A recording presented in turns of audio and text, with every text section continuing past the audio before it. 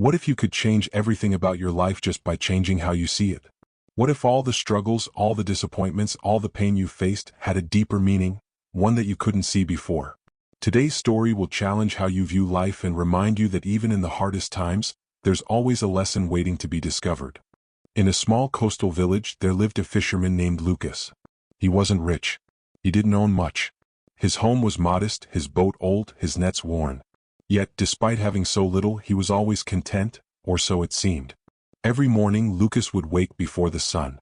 He would go out to sea, hoping the waves would bless him with a good catch. But year after year, his nets remained mostly empty. Some days they would catch just enough to feed him for a week. Other days, nothing at all. The villagers often watched him. They would see him coming back from his daily trips, carrying only a few fish in his hands. And each time they would say, "You work so hard, Lucas, but you're always struggling. Maybe this life isn't meant for you." Lucas never responded to them. Instead, he would look at his boat, his worn hands, and sigh. Maybe they're right, he thought. Maybe he was simply unlucky. Maybe the sea didn't want him to succeed. Then one day something unexpected happened. Lucas was fishing near the rocks when a storm suddenly rolled in, fierce and unrelenting.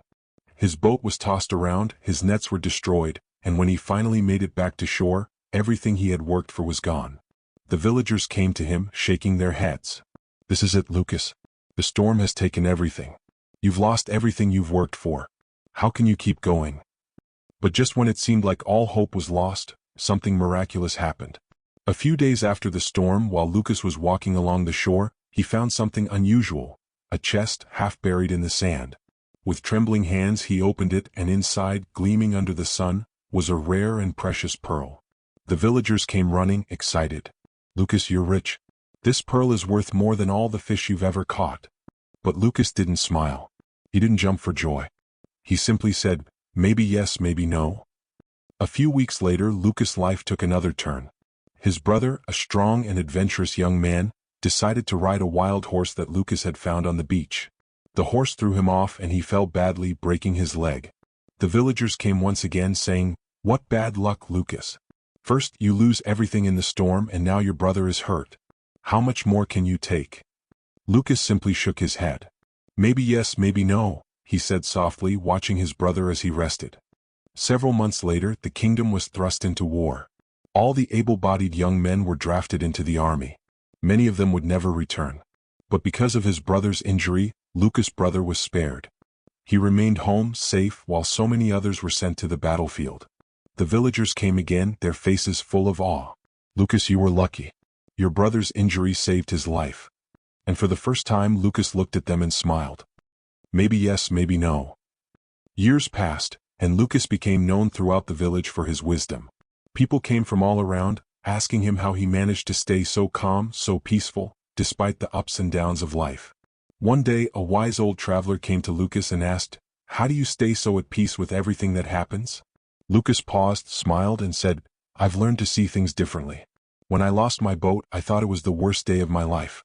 When I found the pearl, I thought it was the best. But I didn't know what was coming next." Lucas continued, "Life isn't about what happens to you. It's about how you respond to it. It's about understanding that every storm, every loss, every setback has a lesson, even if you don't see it right away." He then looked at the traveler, his eyes soft with years of understanding.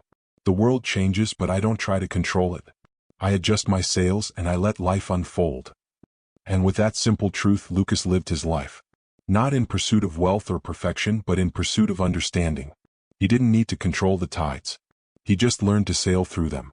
So, my friend, next time life doesn't go the way you expect, ask yourself this: what is this moment teaching me? Because in that answer lies peace. If Lucas' story has inspired you to view life differently and find peace in the chaos, then take a moment to reflect on your own journey. What is this moment teaching you? If you found value in Lucas' wisdom, don't forget to hit the like button and share this video with someone who might need a reminder to change their perspective. We all face challenges, but how we respond to them makes all the difference. Leave a comment below and share how a shift in your perspective has transformed your life. I'd love to hear your story.